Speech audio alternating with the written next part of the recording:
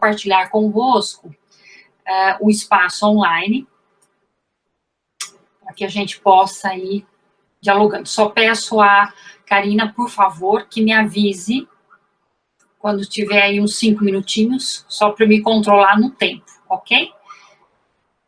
Só me dê um ok sonoro se a tela está aparecendo. Tá tudo a tela okay? está aparecendo e eu te aviso no seu tempo. Obrigada, obrigada. Bom, cenários para educação online, né? Vamos ver como é que a gente vai pensar isso daqui a partir desse momento. Então, o que eu queria propor para dialogar? O momento disruptivo da pandemia trouxe para a gente o que nós estamos vivendo, mas na realidade, mais do que isso, né? Hoje em dia a gente não pode nem falar em conceitos. Eu sei que o Brasil é super criativo e já pôs o ensino remoto emergencial como elemento importante aí de discussão, mas eu gostaria de destacar que não importa o termo e o conceito em definição, né? Porque nós não estamos no momento para caracterizar como termo, nós estamos construindo um processo histórico, né? Esse momento da pandemia, o que ela trouxe para todos os níveis, em especial na área da educação, né, e para a sociedade como um todo, é realmente disruptivo, mexeu e vai mexer muito mais ainda com as estruturas sociais que a gente vivencia, né, ainda mais com a educação. Então, é também importante deixar claro que o ensino remoto emergencial não é educação à distância. Ok? É importantíssimo ter isso claro, porque existe uma confusão muito grande em relação às temáticas, mas não é educação à distância. Na realidade, educação à distância é uma área do conhecimento, da área da educação. Não é uma modalidade, é uma área do conhecimento. Educação à distância é uma área em que existe uma epistemologia, existe um contexto, existe uma fundamentação teórica sobre o processo de educação e o que significa o à distância. Mas isso é um outro contexto, é uma outra fala no outro momento. Era só mesmo para poder caracterizar. O que se está fazendo hoje, o chamado ensino remoto emergencial, é uma adaptação, ao meu ver, disruptiva da situação que se pôs e a tentativa de atender uma necessidade, né? Então, as pessoas estão mobilizando competências e conhecimentos que têm, por hora, porque fizeram um curso, ou porque conhecem a informação, ou porque leram algo em algum local, e tentando viabilizar a questão da educação no online.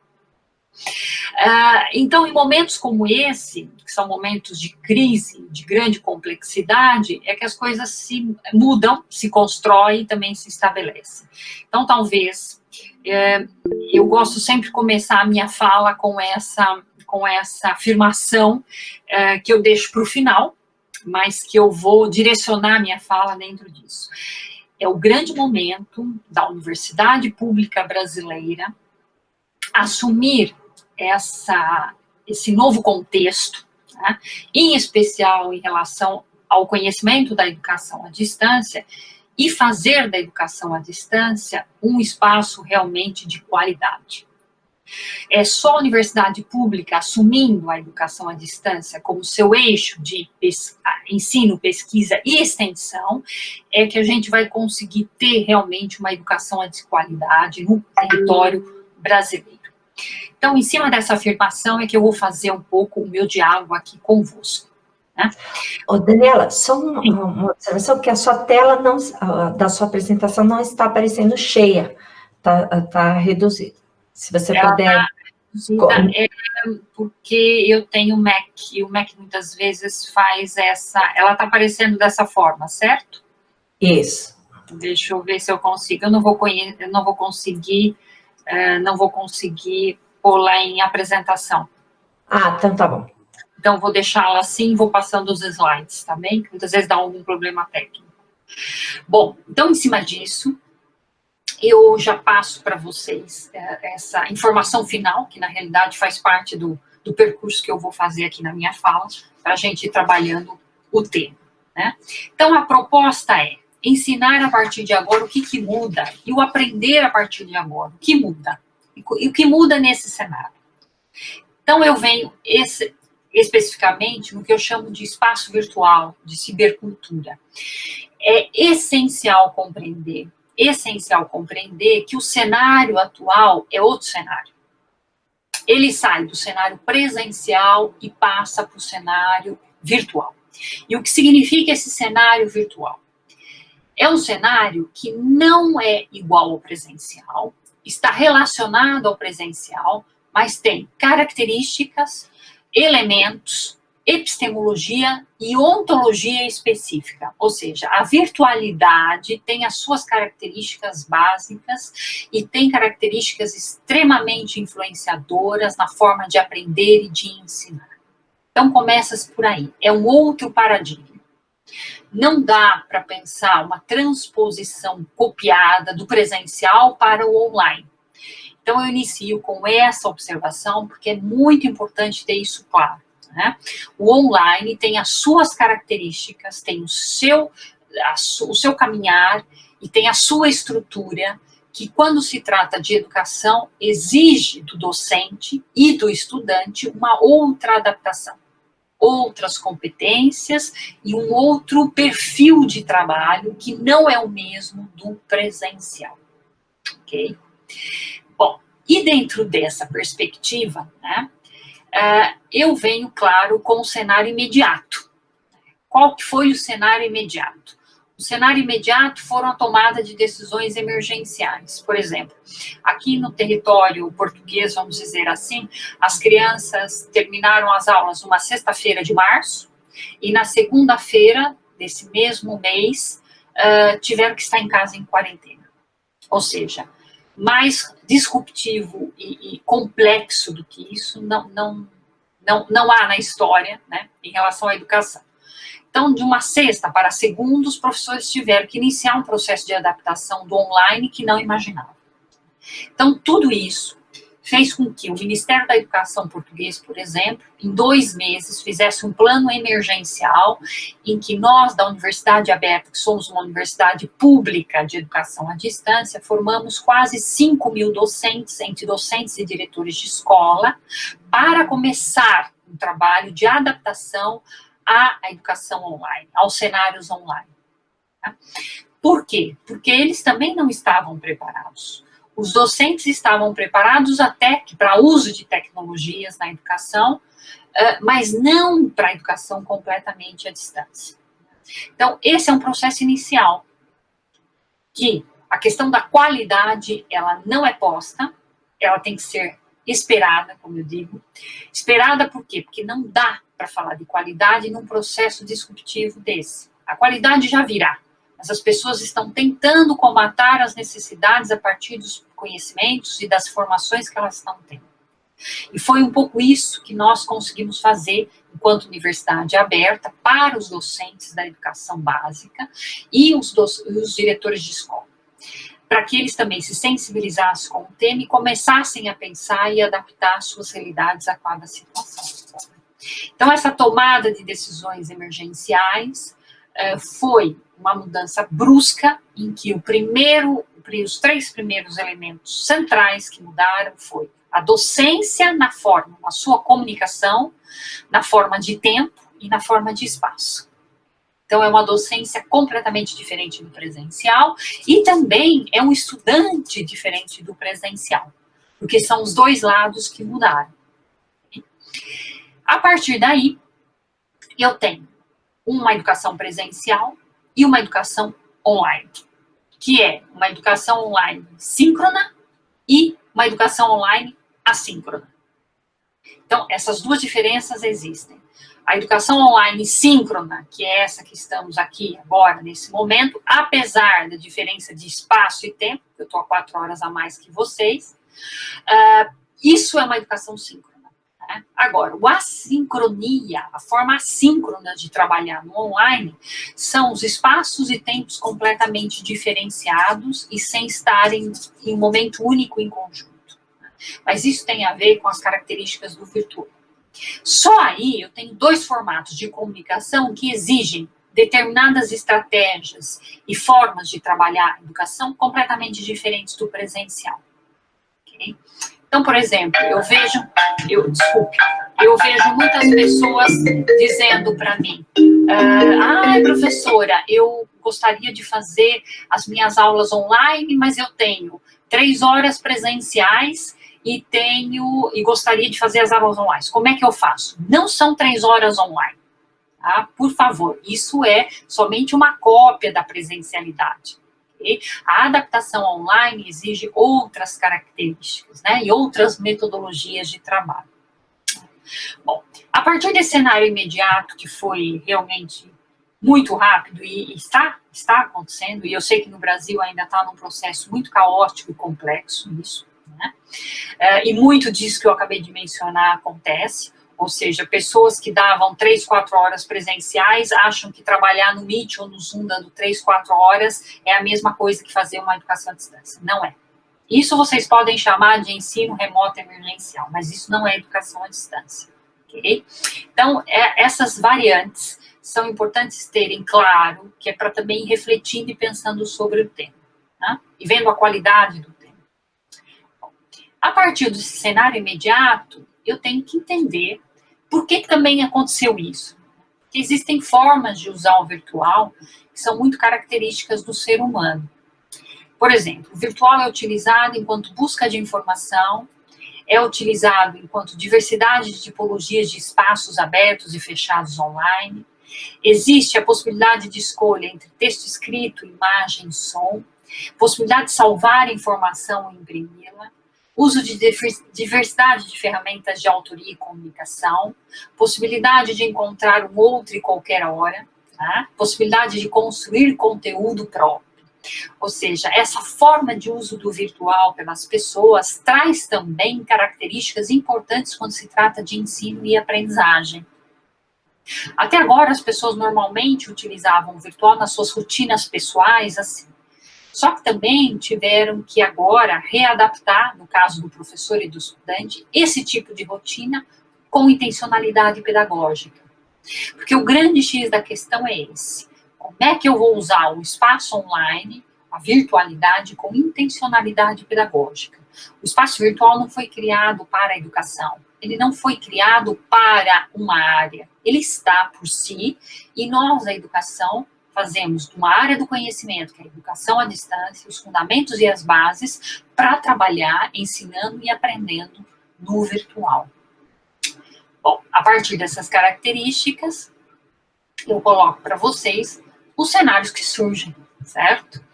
Eu tenho uma educação formal, que é essa que eu estou comentando convosco, mas eu tenho também a educação informal e a não formal, que se misturam completamente.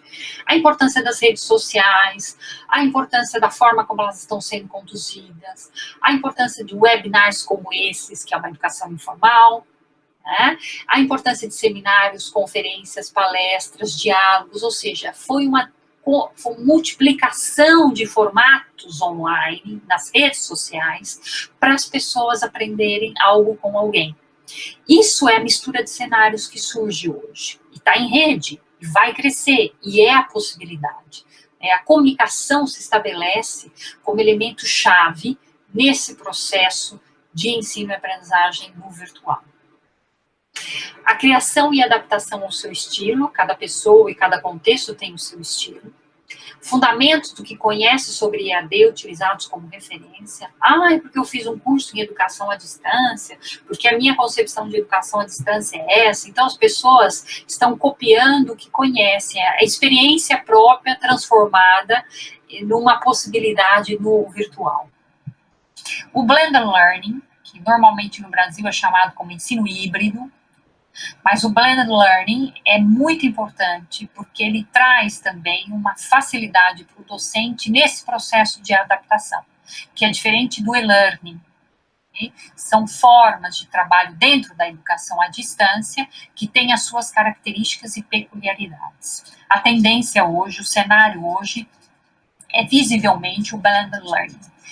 Por quê? Porque exige um processo mesmo de adaptação do docente nesse contexto.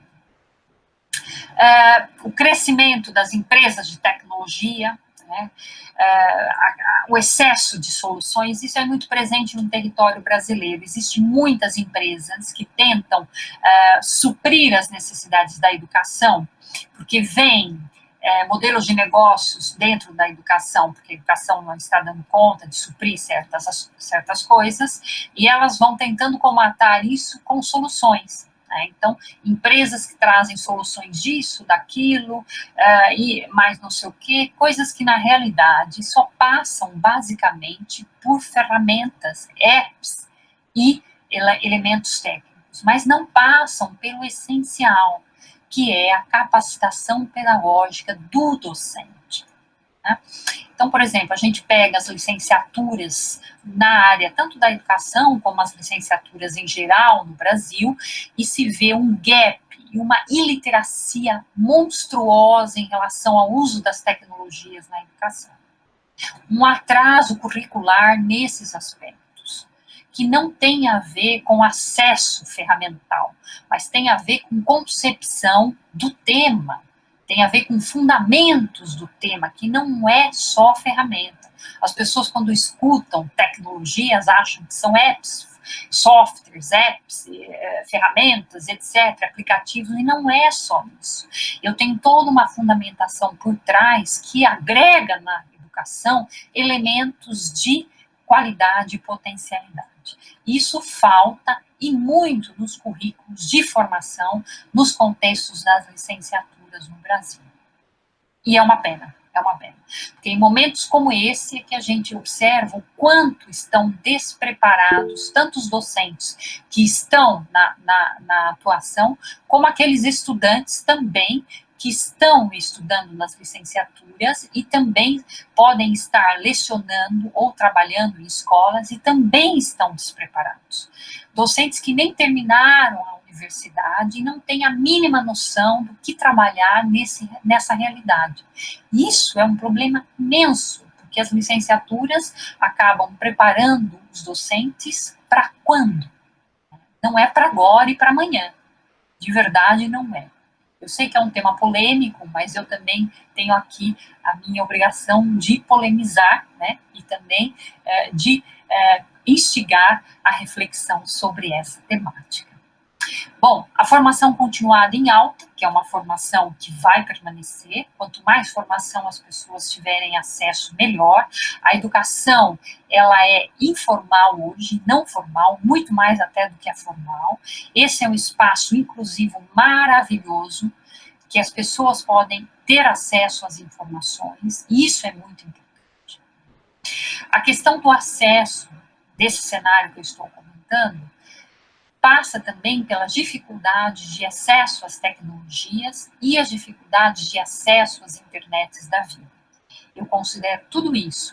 Eu sei das realidades do Brasil, até porque sou brasileira, sei das realidades africanas, porque trabalho também muito com a realidade africana, e percebo das necessidades. Mas uma coisa eu posso dizer para vocês, a educação à distância atinge o ribeirinho até a pessoa da África que vive em situações de muita dificuldade e péssimo acesso a até energia. É possível. Existem formas, metodologias e formatos que dão acesso e possibilidades a muito mais pessoas do que a gente possa imaginar. Até posso arriscar em que algumas situações muito específicas, muito mais do que a educação presencial. Bom, então eu chego aqui à minha reflexão do dia, né, que é como se ensina após Covid, como se aprende após Covid. Como é que se ensina? Ensina com uma didática do online, uma estrutura que inclui os elementos e características do virtual, que eu já mencionei anteriormente. Se ensina com uma concepção e não uma adaptação do presencial ao virtual, que é o grande erro que a maioria das pessoas comete. Se ensina através de vários níveis, com entretenimento, com curiosidades, com informação e com a própria aprendizagem sistematizada. Se ensina estimulando a partir de uma pedagogia de interação e participação, de co-aprendizagem e produção no online.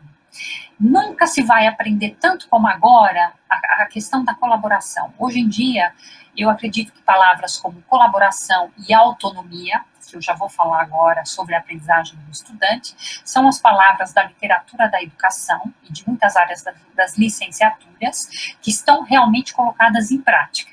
Porque fala-se muito em autonomia e colaboração, mas as pessoas não sabem o que é ser autônomo e colaborativo. E nós, docentes, não preparamos os nossos estudantes para isso, até porque nós não somos assim.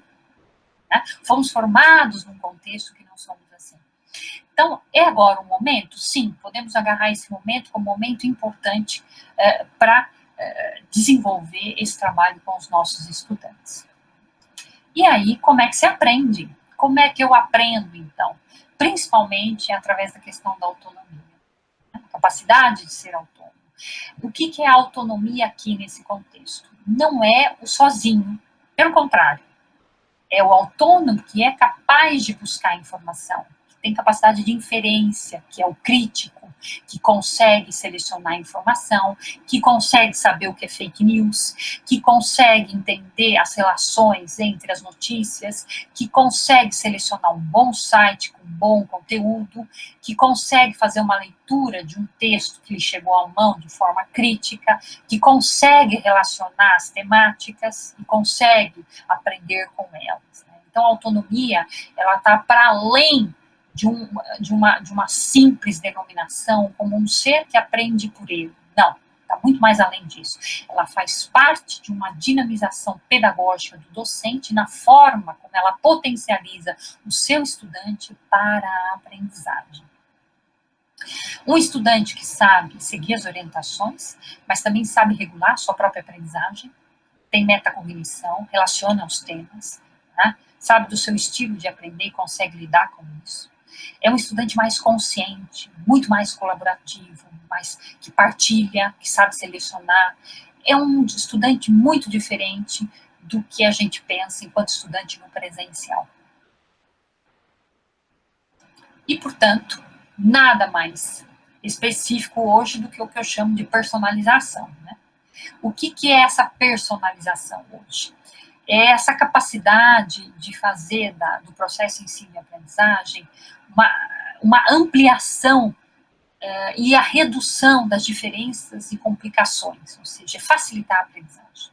Hoje em dia nós estamos num momento que a gente tem que aprender a facilitar a aprendizagem do meu estudante. Eu preciso aprender a fazer isso. Eu preciso, como docente, ajudar o meu estudante a ser autônomo e, para isso, eu personalizo o trabalho com ele. Ou seja, eu dou opções para ele. O que é personalizar? Não é individualizar, é dar opções para o meu estudante para ele construir o seu conhecimento.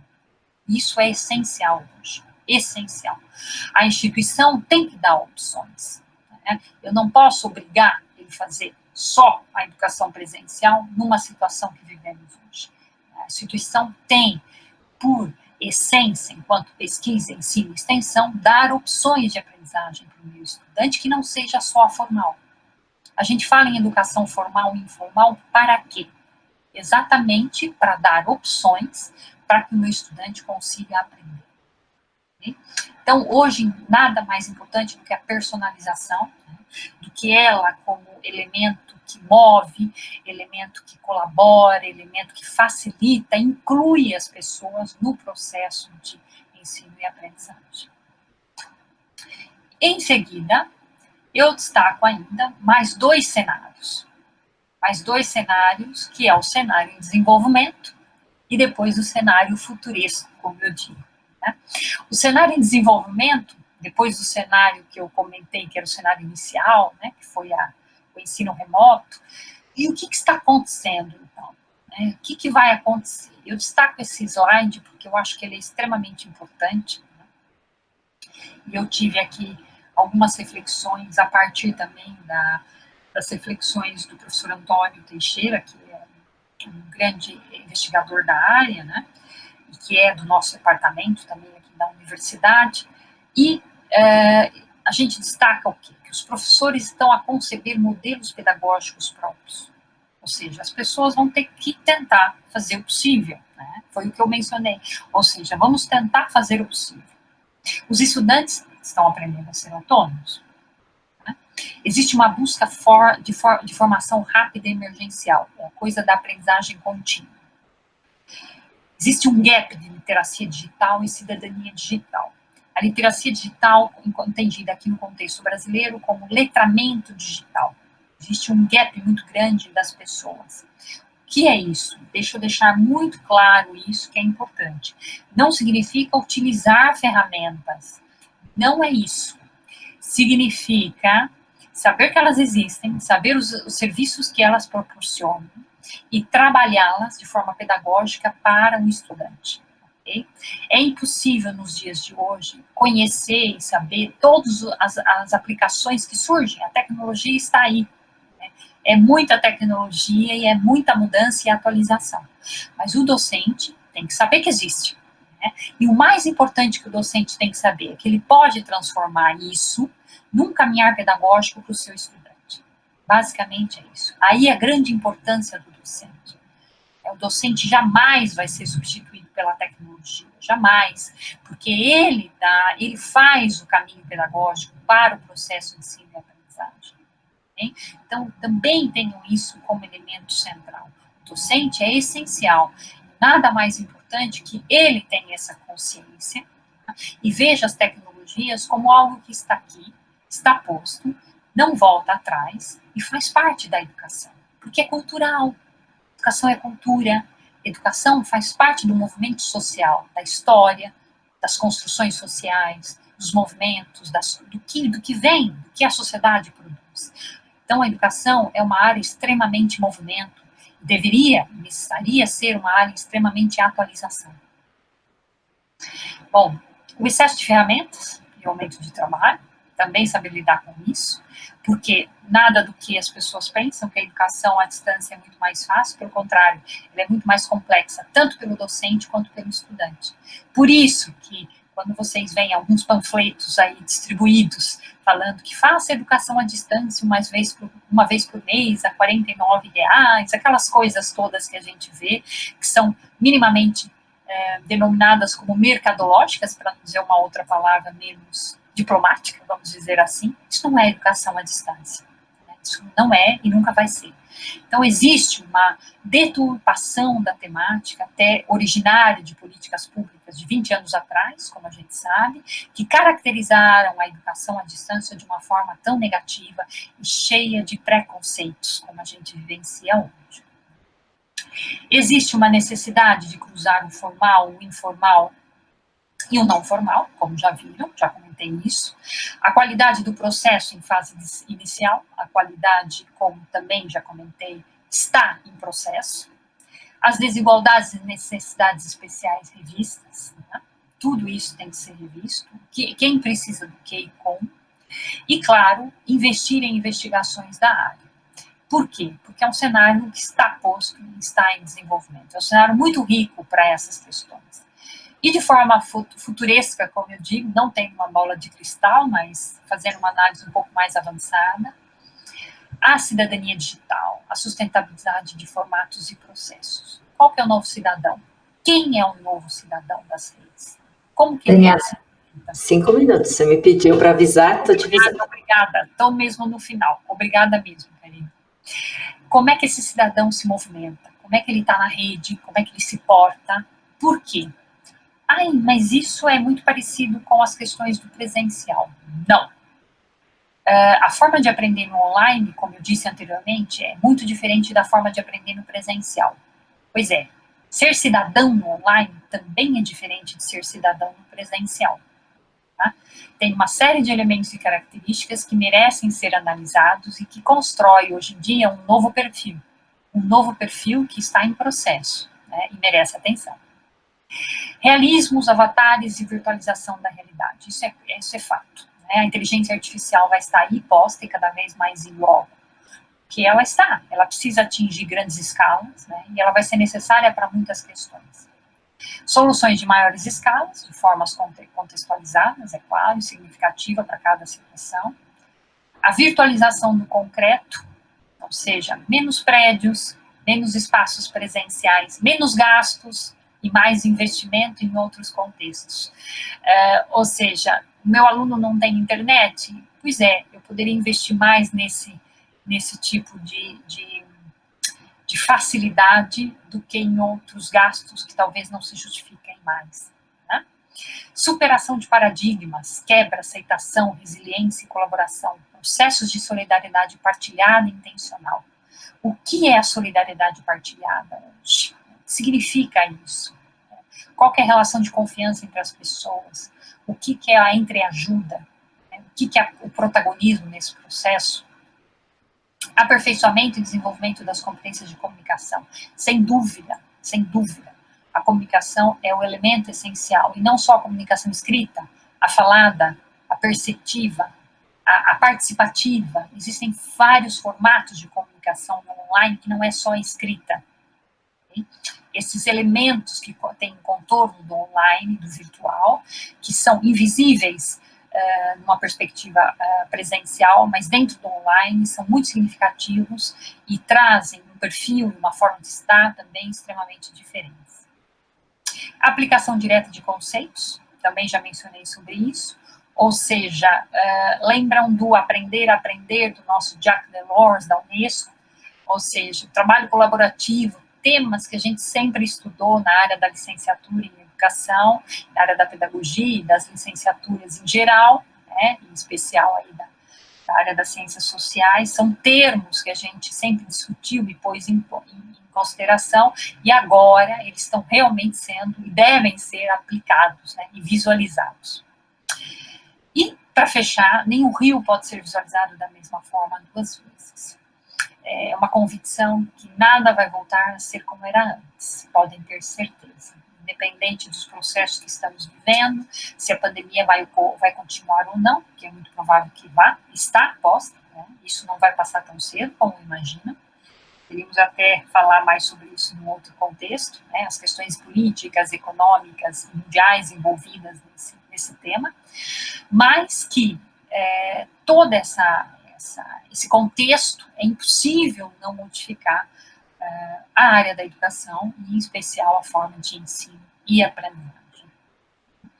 Paro por aqui e também deixo agora um pouquinho o espaço de partilha e de diálogo que a gente pode ter, né, com, assim, um grande gosto, e agradeço a vossa atenção. Obrigada.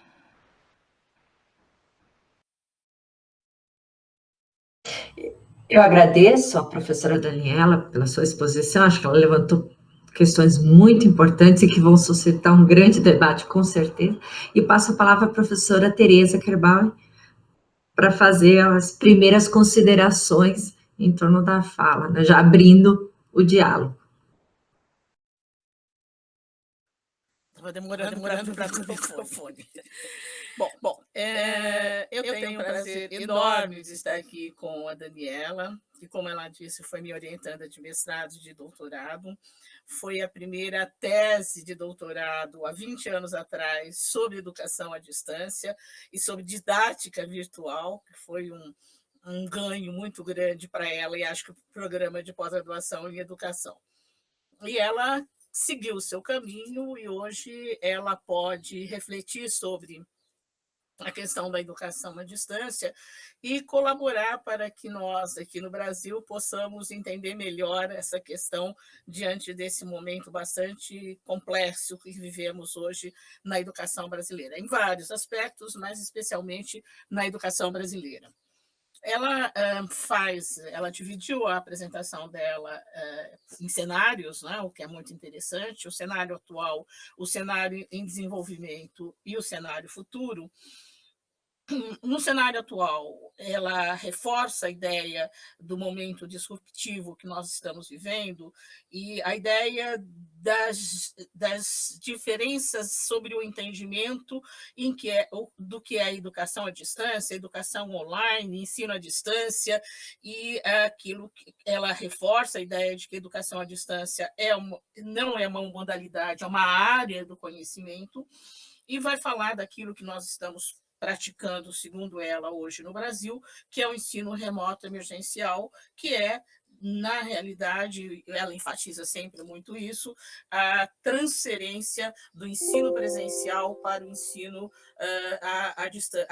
virtual, e que isso não é o ensino à distância, né? É o que seria um ensino remoto emergencial. Ela reforçou uma questão que eu acho muito importante, que tem me feito refletir muito sobre isso, que é o grande momento da universidade pública brasileira assumir o seu papel e assumir a sua importância e o seu protagonismo nesse ensino à distância, nessa educação à distância. Então, acho que isso é importante, né? É um elemento bastante importante para a gente refletir sobre essa questão. Tá? Ela vai falar sobre as características próprias da virtualidade, a questão do sincromo e do assincromo, que é o sincromo, que é o presencial, assincromo, que é o online, e as características específicas de cada uma dessas questões. Né? Vai falar das diferenças de rotinas e dos cenários, que ela enfatiza bastante vários cenários, mas tem um que eu até vou pedir para ela, talvez, detalhar um pouquinho mais, que as empresas de tecnologia que cuidam da criação de soluções. Em Portugal, pelo que eu sei, não existe essas questões. O professor, ele é ele cuida de todas as questões, não tem uma empresa que faz a adaptação do conteúdo do professor.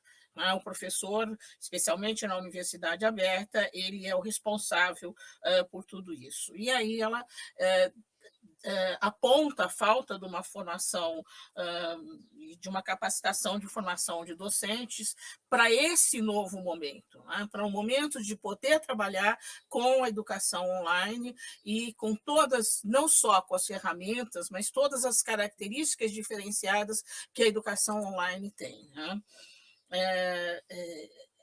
Inclusive a questão da metodologia e da didática virtual.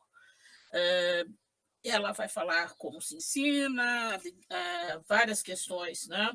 E dentre essas questões, ela ressalta a questão da colaboração e da autonomia e da personalização, que é um elemento importante que está sendo discutido isso, que é o protagonismo do aluno.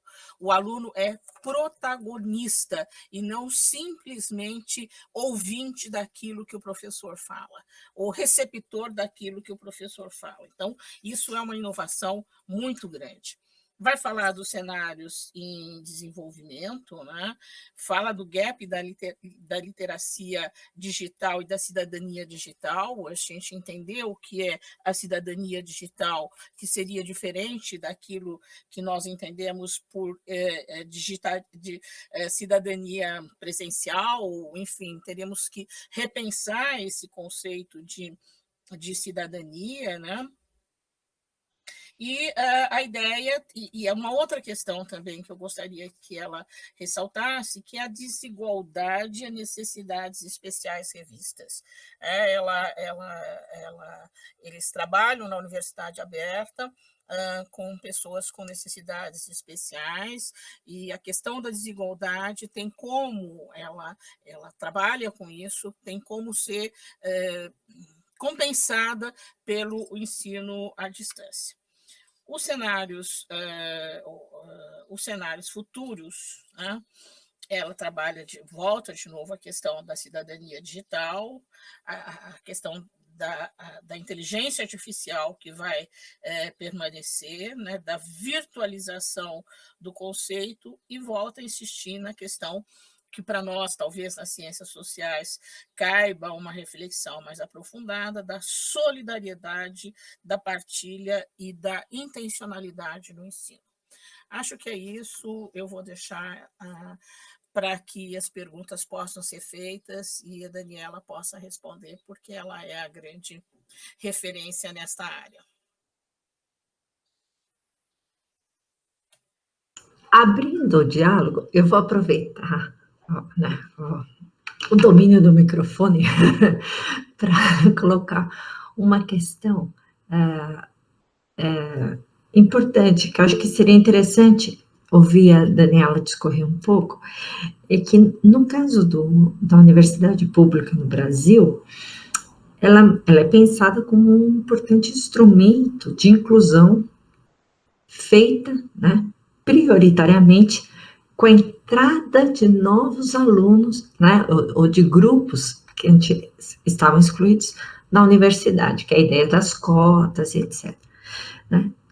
Mas a gente não pensa na universidade indo até esses alunos, né? Ou seja, esses alunos têm que vir para dentro das estruturas físicas, no presencial, né? Então, um pouco, como é que a gente poderia repensar essa lógica da universidade indo até esses alunos, né? E quais são as vantagens e desvantagens dessa nova dinâmica que se coloca? Uma outra pergunta que é feita, né, pela Ana Célia lá no chat, é que a professora citou autonomia da aprendizagem, os diferentes métodos usados pelos alunos, né, e ela queria saber como fica a questão dos discentes, que possivelmente possuem um melhor rendimento em cenários presenciais, se na visão da professora seria uma questão de adaptação até atingir um aprendizado, né, qualitativo, ou se podemos considerar que algumas pessoas não se sentem aptas, nem mesmo a longo prazo, perante uma nova metodologia, né? Então, começando com essas duas perguntas, nessa primeira rodada, se você pudesse discorrer e aprofundando os pontos que a professora Tereza também colocou. Obrigada, Tereza. Obrigada, Karina. São aspectos muito interessantes. Vai me cortando se eu me alongar muito, porque tem muita coisa para falar sobre essas temáticas, né? Agradeço imenso. As ciências sociais é uma área que eu gosto muito. Eu fui orientanda da Tereza na área da educação, mas, na realidade, eu estudei muito ciências sociais com ela, e foi, para mim, um prazer. Eu tenho até saudades aí das aulas que nós tivemos, que eu estudei de políticas, de análises, de teóricos, e para mim foi um grande enriquecimento, porque eu consegui fazer da área da educação uma extensão da questão das ciências sociais junto. Eu uni as duas áreas e para mim foi muito importante na minha formação e na minha visão de acessibilidade, né?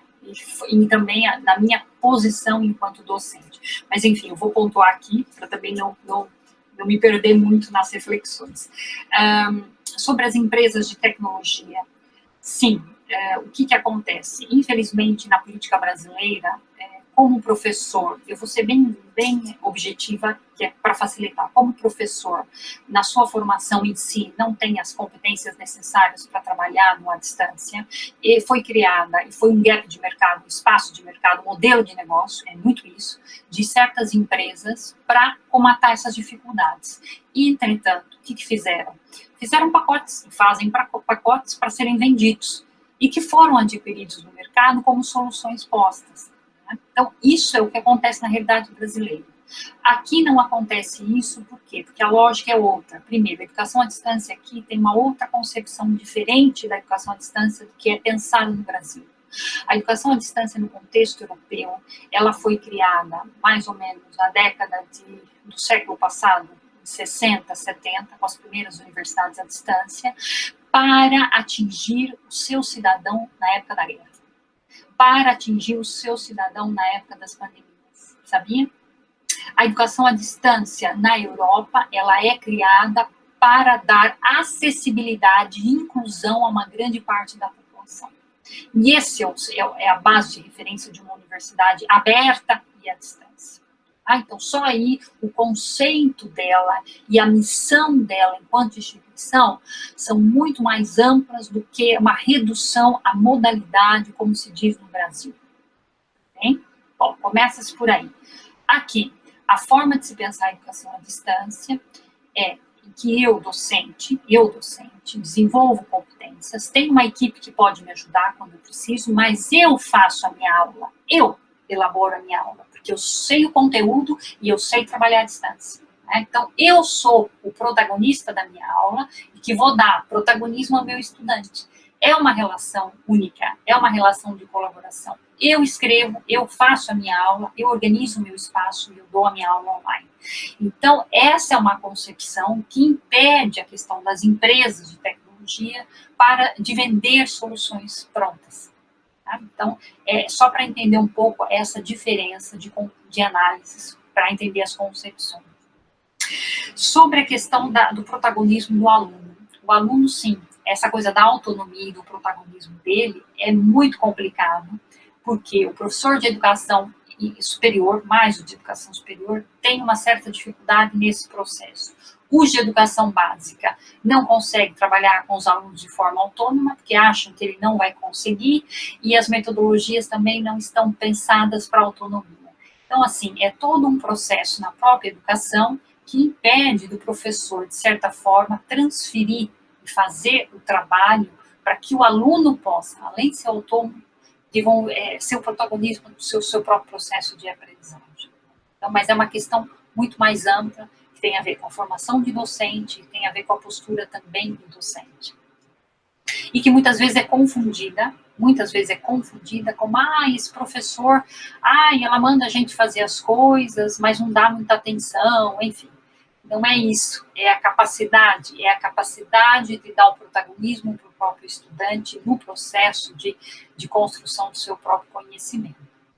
Existe uma relação ainda muito forte de dependência do estudante com o docente. Isso é um complicador. A cidadania digital, eu acho que é uma área muito interessante das ciências sociais, muito interessante, que merece atenção, merece estudos para isso. Né? Não é mais comparar o presencial e nem analisar redes, não, é pensar a cidadania digital, que é outra, completamente diferente da cidadania da presencialidade. Sobre a desigualdade das necessidades especiais, que eu comentei também, sim, nós temos um projeto na Universidade Aberta, que é o projeto Acessibilidades, ou seja, eu tenho um espaço em que as pessoas se auto-identificam com necessidades especiais e elas têm um atendimento diferenciado, o que elas necessitarem e o que elas demandarem de nós. Ou seja, nós somos completamente à distância, somos uma universidade, eu não tenho salas de aula na minha universidade, né? Então eu trabalho com meu aluno online, e as salas de aula são online, vamos dizer assim. Então nós temos um espaço online, onde esses alunos se auto-identificam e querem participar, e ali eles têm atenções diferenciadas. Que atenções são essas? Professor, eu preciso de textos com letras maiores. Professor, eu preciso de textos nos formatos tais. Olha, eu preciso de mais tempo para fazer o exame, porque eu não dou conta de fazer o exame em 1 hora. Enfim, ninguém tem que dizer para mim a deficiência que tem. Se é problema físico, se é problema emocional, se é problema psicológico. Eu tenho nesse projeto desde tetraplégicos, cegos, até pessoas com problemas emocionais e síndromes emocionais e antissociais, por exemplo. Eu tenho estudantes nesse projeto que adoram a Universidade Aberta, porque numa educação presencial jamais poderiam fazer uma universidade. Uns porque são tetraplégicos, e outros porque tem síndrome social, ou seja, não consegue ficar 15 minutos em classes com muitas pessoas, que passa mal. Enfim, eu tenho uma outra concepção de inclusão quando se trata de educação aberta e à distância, que já conectando ao ponto que a Karina comentou, é a universidade indo até o estudante. Não é o estudante vindo até a universidade. Por quê? No território brasileiro eu sei que é super polêmico a questão das cotas, foi uma briga muito complexa e ainda é. Eu vejo o lado positivo das cotas no território brasileiro e na situação que a gente sabe que é, mas e que tal eu eliminar as cotas? Porque eu diferencio com as cotas e fazer com que a universidade chegue até todos, sem considerar cotas, porque todos são todos, né? Todos são todos. Eu não tenho que dizer que esse é loiro, aquele é moreno, aquele é cor-de-rosa, o outro é amarelo. Não, todos são todos. As possibilidades estão aqui para todos, com as devidas caracterizações e adaptações. Né? Que tal eu pensar essa estrutura? Então, a universidade pode chegar até as pessoas sendo à distância. E aí vem a primeira pergunta. Mas ele não tem computador. Aí eu respondo, ele deve ter um dispositivo móvel qualquer. Ah, mas ele não tem internet. Tá bem, ele deve ter correio na casa dele. Ai, mas ele mora não sei aonde. Tá bem, ele pode vir buscar o material uma vez por semana. Enfim, eu tenho soluções para tudo. Eu trabalho com a África e eu já me deparei em situações muito, muito complexas, como podem imaginar. E tem soluções para tudo quando se trata de educação à distância. Eu tenho vários formatos de educação à distância para atingir as especificidades e necessidades locais. Né? Eu nem falo nem necessidades pessoais, são necessidades locais. Né? Então, assim, a universidade chegar até o estudante é essencial. E muitas vezes ela tem essa dificuldade por uma série de coisas. Pela distância que ela está do estudante, fisicamente falando, pelos docentes que têm muita dificuldade, muitas vezes, em chegar até o estudante, pelo próprio estudante que tem gaps de conteúdo e informação que não conseguem chegar até a compreensão dos docentes, né? Pelas relações sociais dentro da própria instituição e pelas burocracias. Então, muitas vezes, o estudante não consegue ir até a universidade por uma série de variáveis que estão nesse contexto. E a gente não para, normalmente, para pensar sobre isso. Não estou dizendo que a educação à distância é solução para tudo, não é? Como a educação presencial também não é solução para tudo. Mas existem possibilidades que a gente pode conectar num formato de solidariedade partilhada, que é um pouquinho o que a Teresa comentou. É uma solidariedade no sentido de incluir, não é solidariedade no sentido de ser bonzinho ou dar o que não tem, não, mas é incluir, é possibilitar e é facilitar, né? Dando essas três questões, você consegue fazer com que a solidariedade seja fortalecida e ela seja realmente um processo dentro da cidadania, no caso, a digital. Então, chegar até o estudante é muito possível com uma universidade que tenha esse interesse, né, de ensino, pesquisa e extensão. A Universidade Pública Brasileira tem esse tripé que é fantástico, que é muito bem visto, que aqui normalmente não se tem, né, mas vocês têm, a Universidade Pública tem. Então, na minha concepção, ela realmente deve agarrar isso, né, e fazer disso o seu momento. E aí, já respondendo a última pergunta, de uma pessoa que está participando e perguntando se existem pessoas que não se adequam aos cenários online, ao espaço online. Sim. Como tem estudantes que não se adequam ao espaço presencial. Sim. Né? Exato, exato. São formas de educação diferenciadas. Okay? A grande diferença é que você pode misturar as duas. Você pode fazer um trabalho de e-learning, né, em que contempla os que gostam mais do presencial e contempla os que gostam mais do à distância. Isso também é possível. A forma de aprendizado das pessoas é muito movimentada, ela é diferenciada, ela muda. Né? Até porque eu trabalho com estilos de aprendizagem, eu sei muito bem disso. As pessoas mudam. Elas mudam nas suas formas de aprender, nos desafios, na forma de entender as coisas. Então, sim, exato, existem diferenças. Tem pessoas que não se adaptam no online, tem uns que não se adaptam no presencial, como todos sabem, mas são opções. Isso é o que eu chamo de personalização. Nós estamos na era de dar opções de aprendizagem. A educação presencial não pode só ter uma opção de aprendizagem. Ela não personaliza, ela não atende à diversidade, ela não inclui, ela não dá acesso. Tá? Ela precisa aprender a personalizar. Como que ela aprende a personalizar? Quando ela dá opções para se aprender.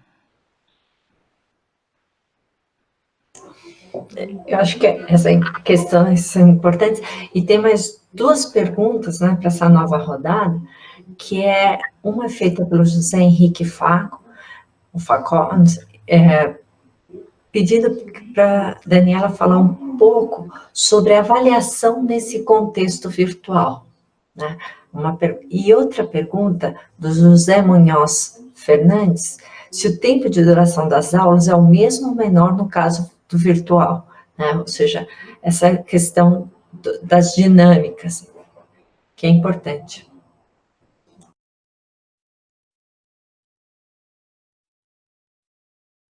Desculpe.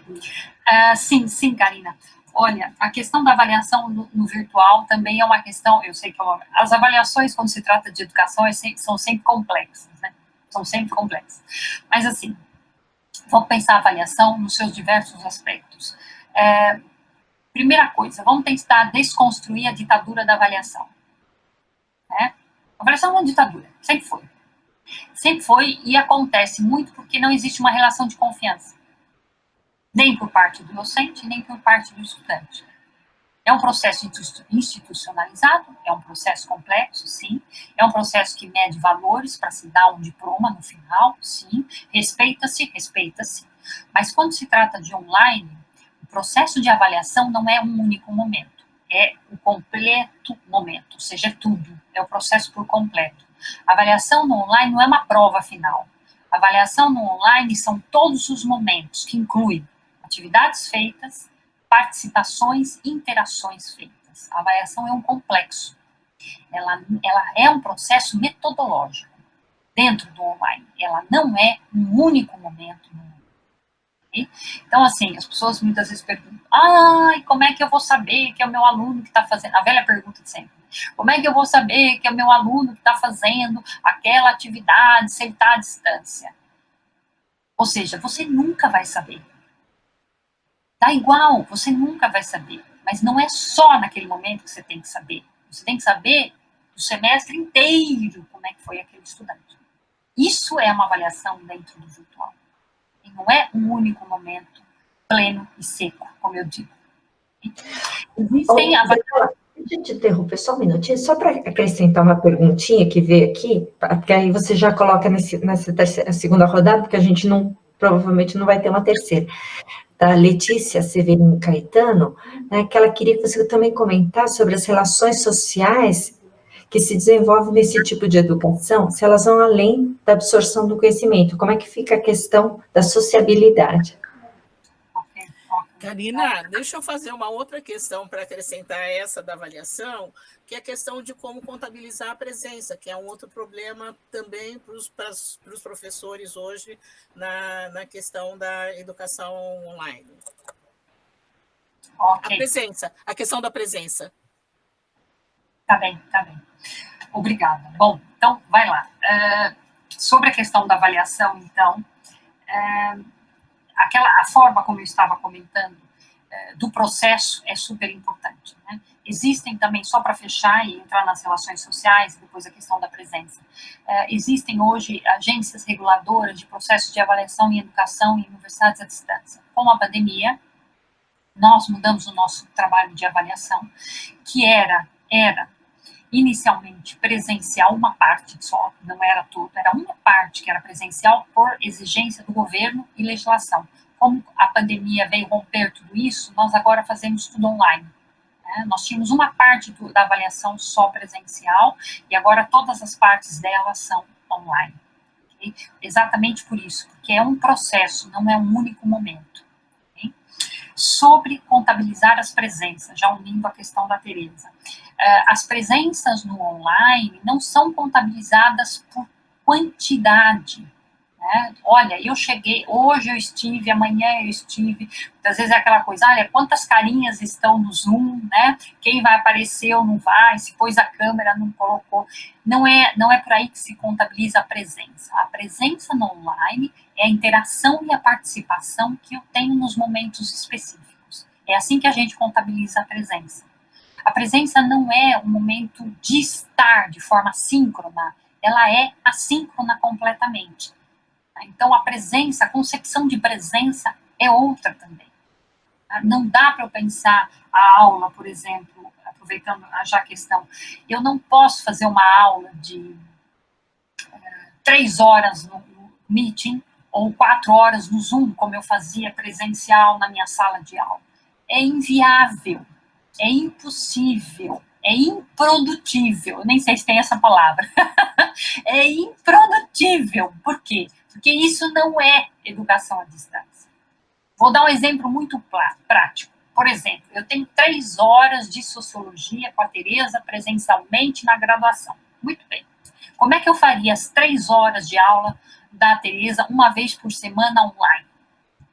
Primeiro, que não vai ser uma vez por semana, vai ser um contínuo, certo? Vai ser num período de tempo, 2, 3, até 4 semanas, vai depender.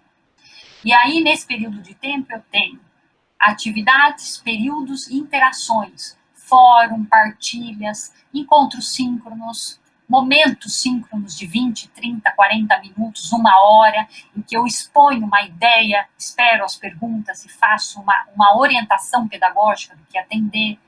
Isso é o processo de autonomia. Não é ficar 3 horas na frente do Zoom ou do Meeting dando aula, né? É aprender a construir a autonomia do estudante e saber direcioná-lo de forma pedagógica.